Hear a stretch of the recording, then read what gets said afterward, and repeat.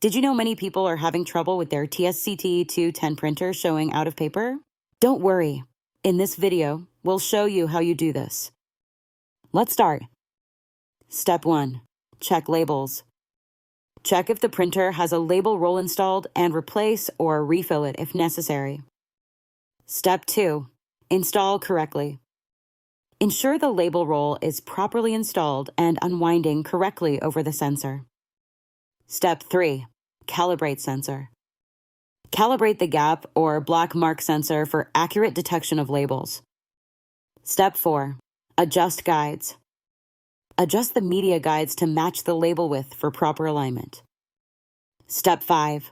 Clear sensor. Clear any dust or debris around the sensor area using a soft brush or a vacuum.